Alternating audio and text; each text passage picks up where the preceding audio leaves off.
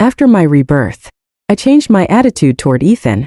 When he said he wanted to celebrate Natalie's birthday, I told him to buy more gifts. He took Natalie to the seaside, and I liked their photos on social media, wishing them a great time. While I was in the hospital for an abortion, he was accompanying Natalie to treat a cold. I praised him as a good boss, so dedicated to his employees. Due to a system upgrade, I received a lucky discount on my mission and no longer needed to marry him. In my previous life, I spent all my years by Ethan's side, but I never earned a marriage certificate. Even in my old age, my son stood by my sickbed, persuading Ethan, "Aunt Natalie waited for you her whole life. Now you can finally marry her. Let me plan an unprecedented silver-haired wedding for you too." Today was Natalie's birthday. I had agreed to help him celebrate, so I might come back late. Over the phone, Ethan's voice was cold and indifferent. I held my phone tightly, still reeling from the system's words. Just moments ago, I was reborn. In my last life, I failed to complete the mission of capturing Ethan's heart, and I died bedridden. This time, the system greeted me with good news as soon as I opened my eyes. I no longer needed to pursue Ethan. I could leave early.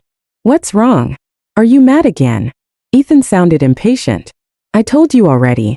There's nothing between me and Natalie. I only see her as a little sister. Stop being so narrow-minded. Okay. When I didn't respond for a while, Ethan grew a bit irritated. And you're pregnant now. Pregnant women shouldn't let their minds wander. Don't harm the baby over nonsense. His reminder jolted my memory.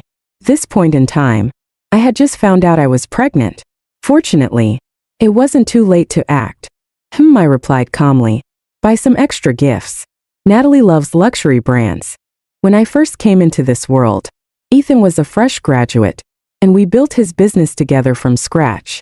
We worked tirelessly, day and night, until the company finally gained traction and began to thrive. Now, I was pregnant and resting at home, while he had hired a secretary. Natalie. Natalie was Ethan's childhood sweetheart. They had dated for 2 years in college but broke up when she went abroad for further studies. Now, she was back and effortlessly took the place of all my years of hard work. Don't think of Natalie as materialistic. Ethan defended her. She's not like that. She doesn't have family in this city, and we're just offering her some warmth as friends. Ethan couldn't tolerate a single negative word about Natalie. He thought I was being passive-aggressive. I won't say more. Anyway, I'll try to come back early, he said curtly, running out of patience, and hung up. Please handle all your affairs within the next 2 weeks. Once the time is up, I will take you away. The system reminded me. I touched my stomach. There were indeed things that needed to be dealt with. You want an abortion? The doctor looked at my pregnancy test results with some regret. Even though it's only been a month, all the indicators are very healthy. And you're nearly 30. Why would you want to terminate the pregnancy? In my previous life, after giving birth, I stayed home to take care of the child while Ethan's company grew rapidly. He opened multiple branches in other cities and traveled often, sometimes for months. Naturally, as his secretary, Natalie was always by his side. As my son grew up, he gradually shifted his affection from me to Natalie, where he once only had eyes for his mother. He eventually started mentioning Aunt Natalie frequently. By the time he was in high school, at one parent-teacher conference, Ethan used the excuse that I was busy to have Natalie attend the parent-teacher conference on my behalf. I only found out about it from other parents. Is that your sister who came to the last parent-teacher conference for your child? Ethan's mom? She's so young and beautiful. I touched my increasingly rough hands and face, neglected from years of care, and remained silent for a long time. My grown son, much like his father, became increasingly absent as he entered middle age. I had once complained to Ethan in front of him about how Ethan never wanted to marry me. My son had responded, "You're already at this age. You've kept dad to yourself for a lifetime.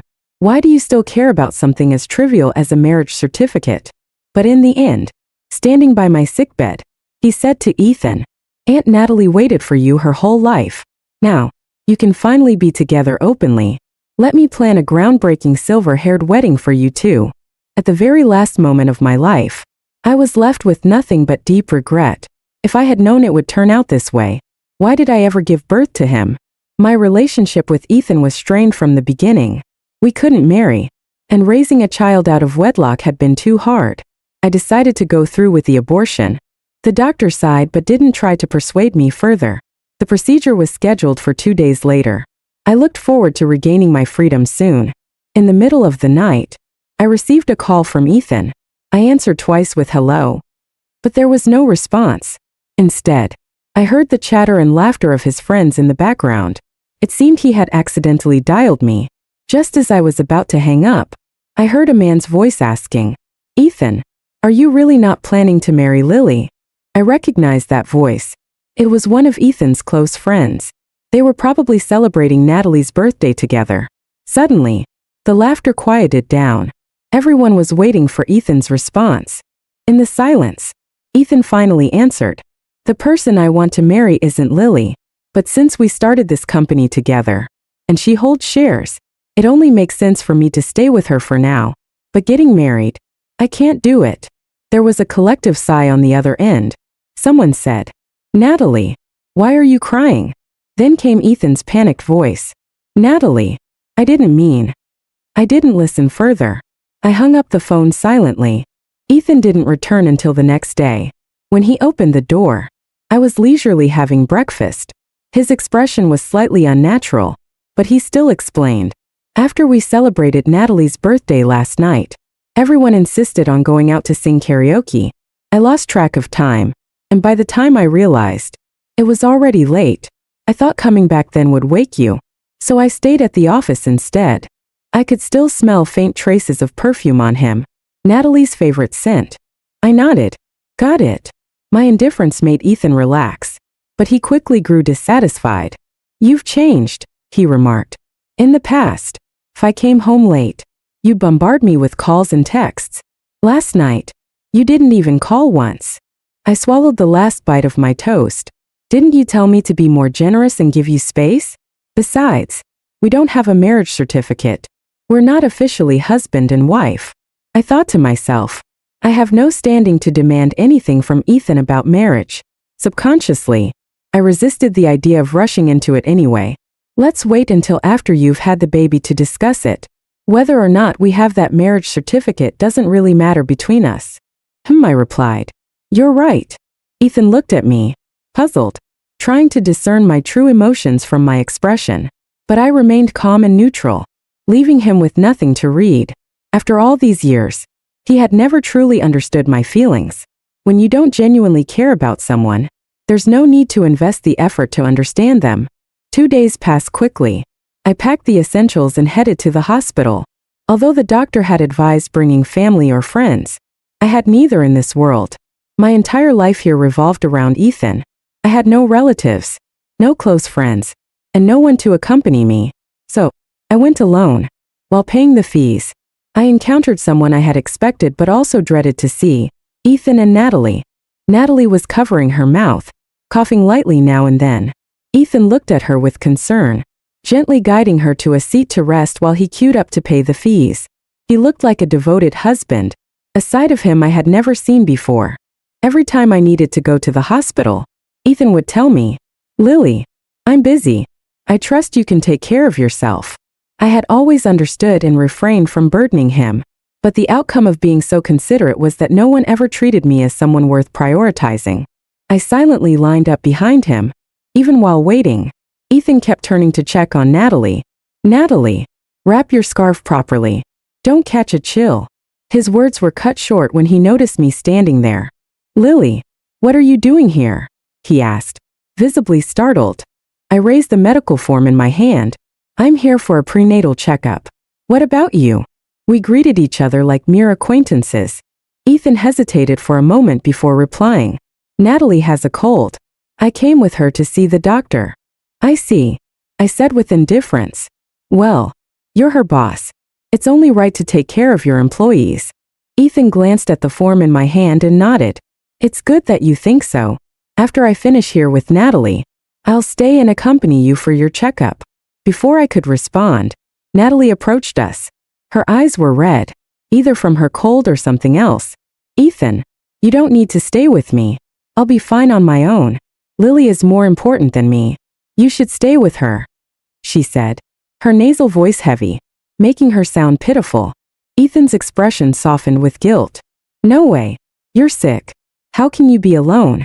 What if you need N4 and there's no one to help you?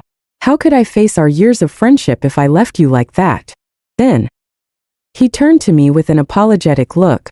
Lily, you can manage on your own. Right. How could I proceed with the abortion if he stayed? Without hesitation, I replied, of course. I watched them walk off together. Their retreating figures caught the attention of an elderly woman nearby, who turned to me with curiosity. Mississippi, what's your relationship with that young man? I'm old, and I can't quite make sense of it. That's the father of my child, I answered, though he won't be for much longer. The procedure was quick. After a brief sleep, the child in my womb was gone. In my previous life, I had spent the first half revolving around Ethan and the second half around our child. In the end, both my husband and my child belonged to someone else. Touching my now flat stomach, I felt a sense of relief, as though I had been reborn. Take care of yourself after the surgery, the doctor instructed, repeating it multiple times. You need to rest and recuperate properly. I nodded, promising to follow the advice. Supporting my weakened body, I returned home. As I opened the door, I was greeted by the sight of Natalie sitting on the sofa.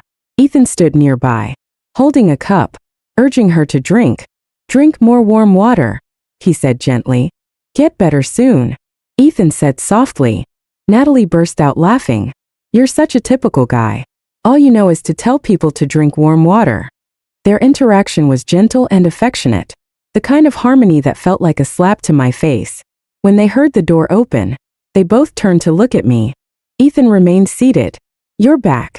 How was your checkup? Without waiting for me to answer, he continued.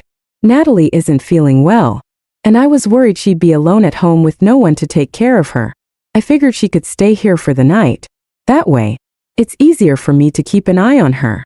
My abdomen ached slightly, the lingering pain from the surgery making me feel even more drained.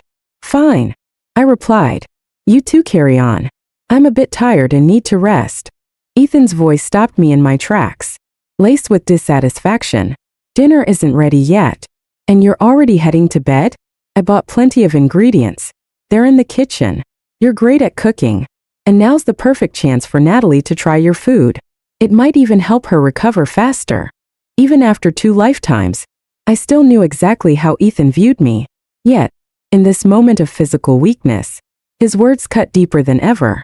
Ethan, I said, my tone cold and restrained. Which is more important, Natalie's cold or my pregnancy? Ethan paused, taken aback. Those 2 things aren't related. Why are you comparing them? I closed my eyes, suppressing the bitterness that threatened to overflow. I said I'm tired. Didn't you hear me? I'm carrying your child. Are you really asking a pregnant woman who's unwell to cook dinner for your childhood sweetheart? Ethan's face darkened. If you don't want to cook, fine, but don't bring Natalie into this. She's a guest, not here to deal with your attitude. I laughed bitterly. A guest? Did I invite her here? Natalie's face turned pale as she stood up and apologized. I'm sorry, Lily. I didn't realize you didn't want me here. I'll leave now. Before she could move, Ethan grabbed her arm and shielded her behind him. His tone was icy. Lily, this is my home, he said, enunciating each word. If anyone has to leave, it won't be Natalie. I almost forgot. This house was bought with the first bit of money we earned together. At the time, I told him, there's no need to differentiate between us. Just put it under your name. Back then, before Natalie returned, my trust in Ethan was absolute. Now, he was standing here, ready to kick me out instead. I turned and left without looking back. Ethan didn't stop me. It was always me who swallowed my pride first whenever we argued. But his patience and kindness were reserved solely for Natalie. The weather had turned chilly. Still recovering from surgery, I didn't dare wander aimlessly in the streets. I checked into a hotel instead. In the brightly lit bathroom, I looked at my reflection in the mirror. My face was gaunt, my appearance utterly disheveled. There was a time when I was full of energy, firmly believing that Ethan and I shared the same dreams. We worked late into the night, striving for a brighter future. The longest stretch was when we huddled together in a cramped office, watching the sky turn from night to dawn. Our goal will come true, I had said, leaning against Ethan for support. Ethan's eyes had reddened, and he hugged me tightly. You don't have to work this hard, he'd whispered. Don't be silly. I had replied with a smile. As long as you succeed, I don't mind the hardship. And he had succeeded. He had forgotten all the hardships we endured together, supporting each other through thick and thin.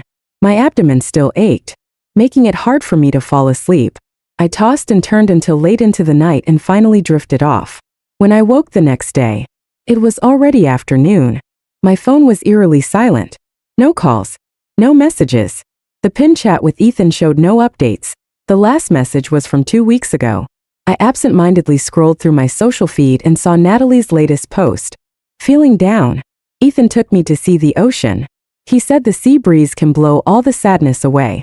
He's still the same as when we were kids. After all this time, he's come back unchanged, still as vibrant as ever. There were 9 photos, all of Natalie and Ethan by the blue ocean, striking various playful poses and grinning brightly. I remembered when Ethan and I went on a trip together, and I tried to pull him into taking photos with me. He had frowned and refused, saying, I don't like posing for the camera. You go ahead and take your own pictures. I laughed bitterly at the memory and gave Natalie's post a like.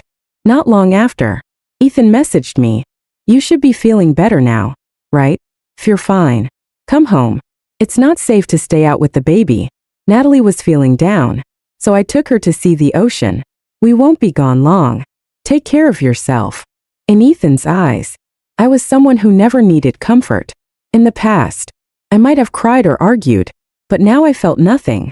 Even the only tie between us, our child, was gone as of yesterday. There was nothing left between us. I replied, hope you both have a great time. The typing indicator on his end blinked for a while, but in the end, he didn't respond. I went back to the apartment, packed my belongings, and sorted through everything. I threw out what I didn't need and gave away what could be donated. There was even a new set of cookware I had bought to make soups for Ethan's stomach issues. It was no longer necessary, so I gifted it to my neighbor, Grace, who was a few years older than me. She pulled me aside and asked, You and Ethan didn't have a fight, did you? I shook my head. Oh, let me tell you, she said, pointing at my apartment door. Last night, a young woman stayed over at your place. It was already midnight, and I could hear her and Ethan laughing and chatting. Then, this morning, I saw them leave together, pulling suitcases. She sighed and continued, You know, men are easily tempted. You're pregnant now, so you have to watch him closely. Don't give other women a chance to worm their way in. But honestly, if his heart's not with you, no amount of watching will help. I spent the next 2 days scrubbing every trace of my life from that apartment. When I looked at the half-empty rooms, I felt no attachment. Crossed 2 lifetimes, the happy moments I'd had in that house were pitifully few. With less than 10 days left before my departure, I planned to stay at a hotel, but as I stepped out, I saw Ethan's car parked outside. He had returned. It was already evening, and the light was dim. I couldn't hear what Natalie was saying in the passenger seat, but she was smiling. Ethan reached out, took her hand, and kissed it. In my past life, I had witnessed a similar scene when Ethan and Natalie brought our 10-year-old son to an amusement park. I had stayed home to care for Ethan's sick mother. That night, there was a fireworks show at the park, and as the sky lit up brilliantly, Ethan and Natalie had shared a passionate kiss. Our son, Sean, had covered his eyes and laughed, and someone nearby had taken a photo of them. The picture was posted online, showing a handsome man, a beautiful woman, and an adorable child. The caption read, "This must be the perfect picture of happiness." Someone recognized Ethan and commented, accusing him of cheating. But Ethan, using my name, had replied, "We were never married, so how is this cheating?" This incident didn't cause much of a stir. Without the legal bond of marriage, it was merely a faint whisper of moral condemnation, quickly silenced by Ethan. I confronted him with the photos, demanding an explanation. Ethan responded coldly, "If you still want to stay by my side and raise Sean, Stop making a big deal out of this. No one is allowed to hurt Natalie. Sean echoed his sentiment. Yeah, Mom. Stop questioning Dad. Aunt Natalie has been so upset she cried several times. When she's unhappy, I'm unhappy. And if I'm unhappy, you'll be sad too. Right. I stood silently for a moment, then walked away. My phone buzzed. It was a message from Natalie. A picture of Ethan kissing her. Seconds later, she retracted it and sent a panicked follow-up. Sorry, Lily. I sent it to the wrong person. You didn't see anything, did you? I blocked her immediately. Within minutes, Ethan called, his tone furious. Lily, why did you block Natalie? Why do you always hurt her for no reason? I was too tired to explain myself. Whenever Natalie was involved, Ethan became blind to reason, willing to go against the entire world for her. His intelligence seemed to plummet when it came to her. You're so petty, he accused. I don't think I'll come home anytime soon. Take this time to calm down and reflect on your behavior. He angrily hung up the phone, likely turning to comfort Natalie, who was once again pretending to be hurt. That so-called home was already empty. Whether Ethan returned or not made no difference to me. In the final days before my departure, I decided to visit the only person I still cared about. Ethan's mother, Lon. Even though Ethan and I had never married, I had called her Mom my entire life. She was kind and had always treated me like her own daughter, constantly advising Ethan to be good to me. In my past life, after she became ill and her caregiver neglected her, I did everything I could to take care of her, surpassing even Ethan's efforts as her biological son. Currently, she lived in her house in the suburbs. I had invited her to stay with us several times, but she always laughed and refused, saying she didn't want to disrupt our married life. She said she would come and help after the baby was born. As I approached her house, I noticed a familiar car parked in the driveway. I hadn't expected to run into Ethan here. Just as I was about to leave, I heard voices coming from inside. Natalie, I've missed you these past few days. I think about you all the time. Lon said in a loving tone. It's Ethan's fault. Natalie replied playfully. He took me to the ocean a few days ago and didn't want me to tire myself out. Otherwise, I'd have come to see you sooner. My feet felt rooted to the ground. The conversation continued. It's a good thing Ethan cares about you, Lon said warmly. I never thought that boy had it in him to care about anyone. Look at how he treats Lily. He doesn't even care about her as much as a strand of your hair. Lon laughed, her words unfamiliar and cutting. Natalie, remember this. The daughter-in-law of the Ethan family is only you. Both Ethan and I recognize you. I've thought of you as my daughter-in-law since you were a child. If it weren't for your unique condition, your inability to have children, Ethan wouldn't have had to keep Lily around. Don't worry, Natalie. Once Lily has the baby, you and Ethan can get married. That child will be yours and Ethan's. It felt like a bolt of lightning striking me out of nowhere. My mind went blank, leaving me in a daze. So that's how it was. In my past life, my son Sean initially only had eyes for me as his mother. But every time he stayed at Lan's house for a while, he'd come back closer to Natalie and colder toward me. Now I understood. It was my kind mother-in-law who had been orchestrating this. A bitter taste filled my mouth. My mediocre life had not only been a joke to Ethan but was also a pawn in Lan's schemes. I had cared for her through her illness and cried until my vision went dark when she passed away. The autumn wind brushed against my hair and clothes, and my heart felt like it had been submerged in ice water. I wandered aimlessly until I found myself in a park. A little girl's ball rolled to my feet. I bent down to pick it up and handed it to her. She had adorable round eyes, sparkling like gems, and said in a sweet, childlike voice, "Thank you, sister. You look sad." With her chubby little hands, she rummaged through her small pocket and pulled out a lollipop, placing it in my hand. Mom says to throw away all the things that make you unhappy and keep the ones that make you happy, she said earnestly. I threw away my math problems last time and kept the lollipop. Now I'll give it to you. I held the lollipop tightly. She was right. Even a child understood such a simple truth. Why was I so stuck? The truth had finally come to light before my departure. That alone was worth celebrating. If something made me unhappy, I should discard it. If someone made me unhappy, I should discard them too. I resolved to leave this world with a light heart. My mood instantly lifted, and it felt as though all my burdens had been lifted. Even the wind seemed gentler. Ethan didn't come home for an entire week, likely thinking that giving me space would teach me to behave, just as it always had in the past. Every time we fought, this was his solution, and every time, I would give in, becoming the compliant and obedient Lily he wanted. Too weak to demand a breakup. But this time, things were different. The silence stretched on, and I didn't reach out to him. Not a single call or message. Ethan felt a flicker of unease but brushed it off. When he finally returned home, he opened the door to darkness. It was only 8 p.m. Had I gone to bed early? Was it because of the pregnancy? Concern flickered in his mind as he turned on the lights. The sight of the half-empty house stunned him.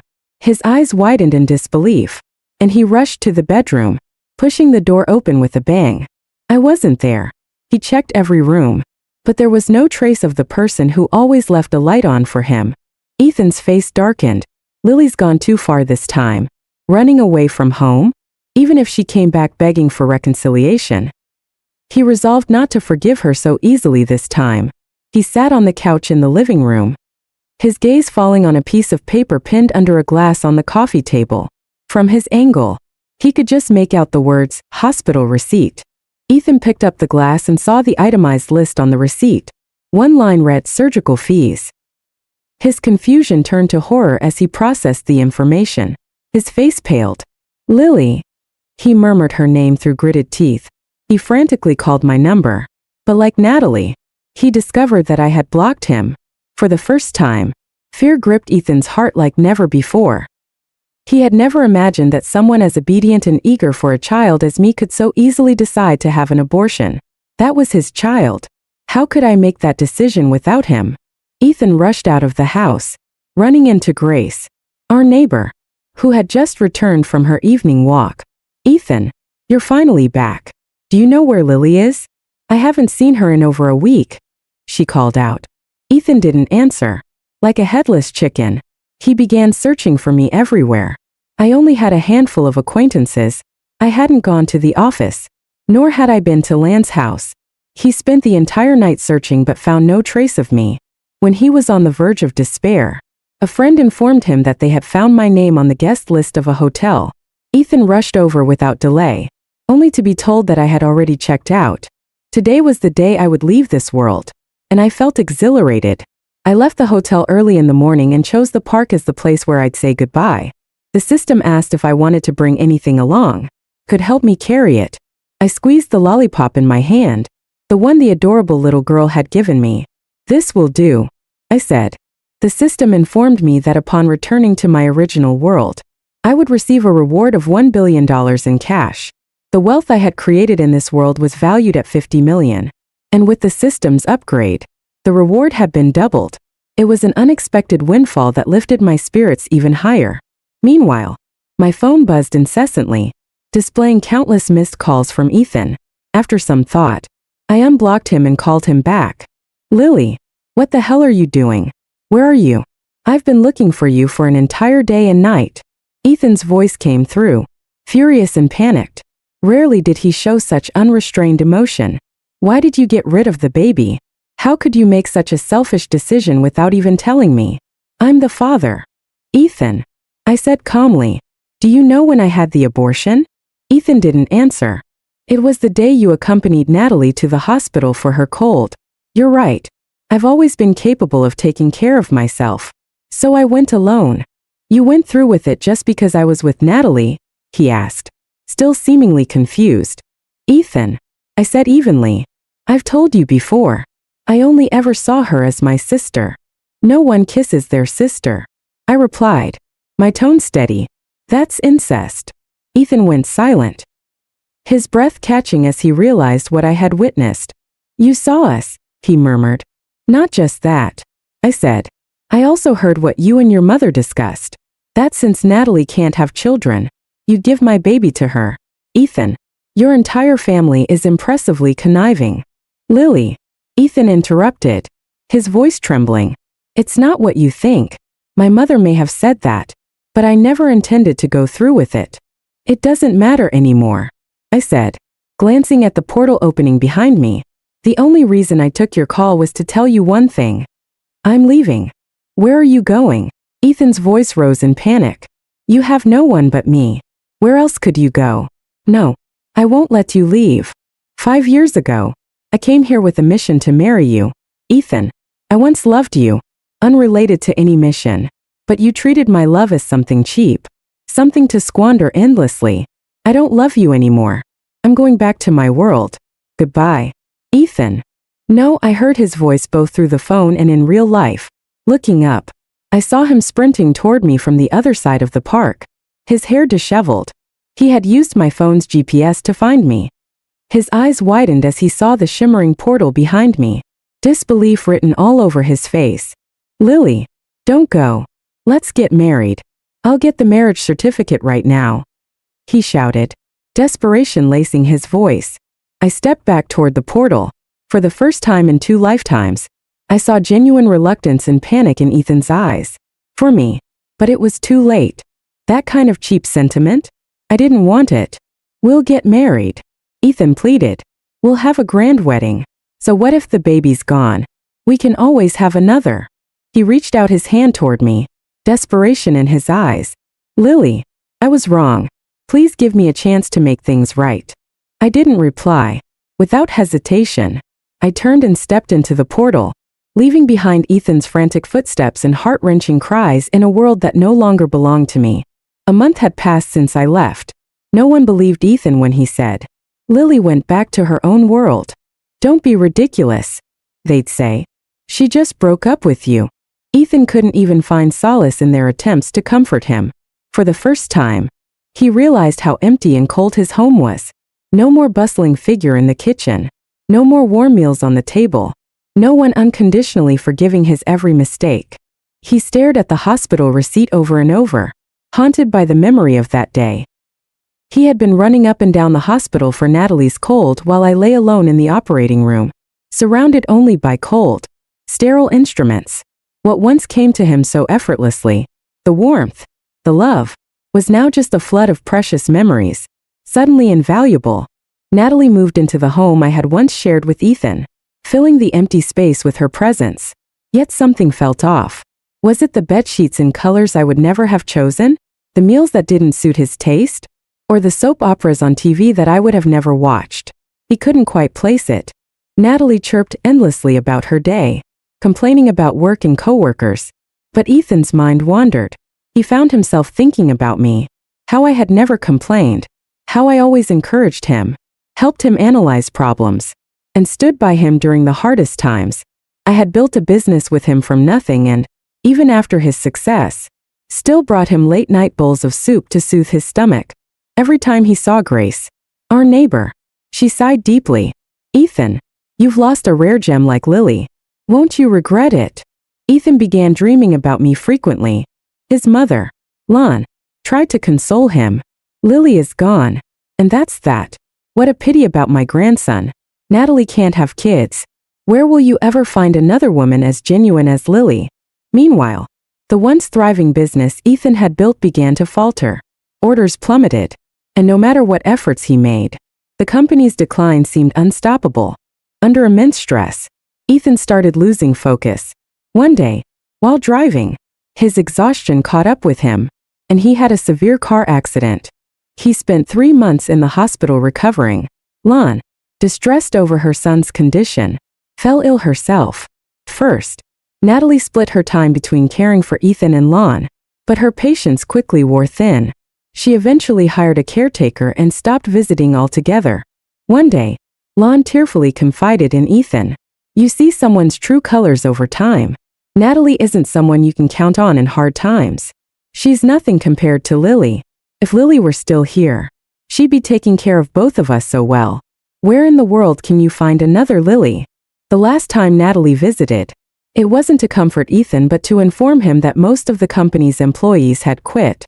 "The company's collapsing," she said bluntly. "Zenith Corporation offered me a job, and I accepted. Ethan, we're not a good match. Let's break up." But Natalie never actually started her new job. She had betrayed Ethan. leaking confidential company information, which tarnished her reputation in the industry. She became blacklisted, struggling to find work. Meanwhile, the caretaker Lon relied on neglected her duties. One night, while the caretaker napped in another room, Lon tried to get out of bed to use the bathroom. She called for help but got no response. Struggling on her own, she fell, hitting her head on the floor and dying instantly. Ethan, limping from his injuries, arranged Lan's funeral by himself. On the day of her burial, his company officially declared bankruptcy. Ethan stared at his reflection in the mirror. His unkempt beard and haggard face stared back, a stark contrast to the confident man he once was. In just a short time, he had fallen from the heights of success to the depths of despair. The version of himself who had thrived alongside Lily now felt like a distant memory from another lifetime. Ethan understood clearly. He could no longer rise from this fall. Without Lily, he was nothing. Meanwhile, in another world, Lily heard the cheerful voice of the system. Congratulations, host. The remaining $50 million reward has been credited to your account. Please check your balance. She sat in a spacious office, smiling as she gazed out the floor-to-ceiling window at the breathtaking cityscape. The sunlight spilled across the buildings, scattering like golden shards over the bustling streets below. Ms. Lily, the meeting is about to begin. Everyone is waiting for your speech. Lily stood up, her steps light and confident. The sunlight illuminated her figure, making her seem as though she were glowing. And that concludes today's story. If you enjoyed this video, please give it a like and subscribe. If you have any suggestions, feel free to leave them in the comments below. See you in the next video.